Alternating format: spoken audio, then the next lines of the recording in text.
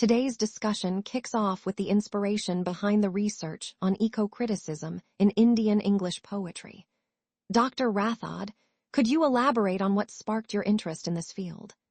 Certainly, the global environmental crisis has increasingly become a focal point in literature. My interest was piqued by how post-millennial Indian poets address climate change, deforestation, and environmental degradation with renewed urgency. Interestingly, contemporary poetry acts as both a reflection and a critique of these ecological challenges. That's fascinating. However, some might argue that poetry is a niche medium and may not effectively address these pressing issues. What would you say to that? While poetry may seem niche, its capacity to evoke emotional responses makes it uniquely powerful. For example, Arundhati Subramaniam's work intertwines spirituality with ecological themes, offering a holistic view that resonates deeply with readers. This emotional engagement can inspire change, challenging the perception of poetry as merely aesthetic. Looking ahead, how do you see the role of poetry evolving in environmental discourse? I foresee poetry becoming more integral to environmental activism, especially as digital platforms amplify voices globally. As poets like Ranjit Hoskote engage with international eco-critical dialogues, poetry is poised to influence both academic circles and grassroots movements more profoundly. Let's delve into the core research problem your study addresses. Could you outline the primary issues you're investigating? The crux of my research lies in examining how Indian English poetry articulates environmental consciousness. I aim to dissect whether these works critique ecological destruction or propose sustainable alternatives. It involves analyzing literary devices and themes while situating Indian poetry within the global eco-critical discourse. Some might say that poetry alone can't solve environmental issues. How would you counter this perspective? True, poetry alone isn't a panacea, but it plays a critical role in raising awareness. A poem by Jeet Thayil, for instance, paints urban decay vividly, prompting readers to reflect on human impact on nature. By spotlighting these issues, poetry complements policy and scientific efforts, creating a multifaceted approach to activism.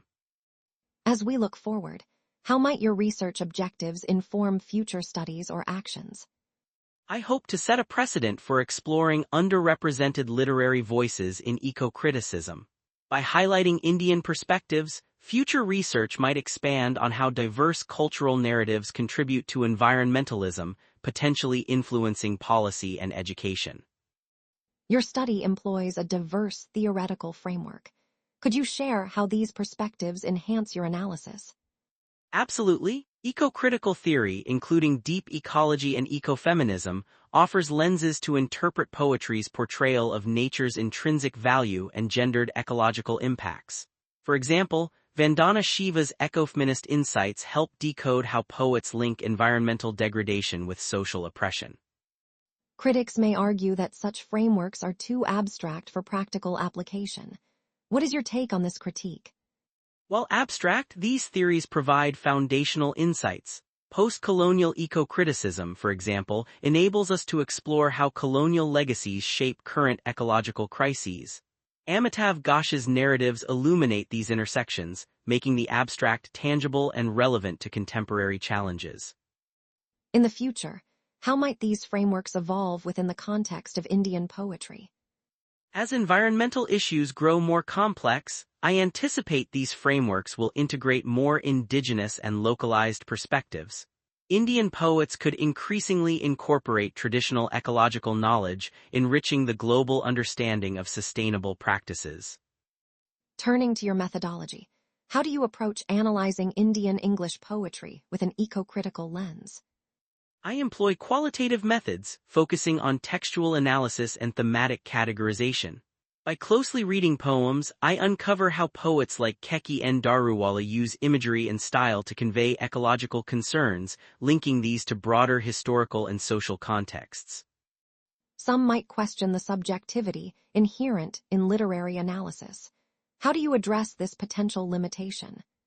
Subjectivity is indeed a factor, but it's balanced by comparative analysis with global ecopoetry trends. This approach allows for objective insights into how Indian poetry aligns with or diverges from international movements, offering a well-rounded perspective. I aim to elevate the role of Indian English poetry in eco-criticism, encouraging its inclusion in curricula. By demonstrating poetry's activist potential, I hope to inspire further interdisciplinary studies that bridge literature and environmental science, fostering a more holistic approach to activism.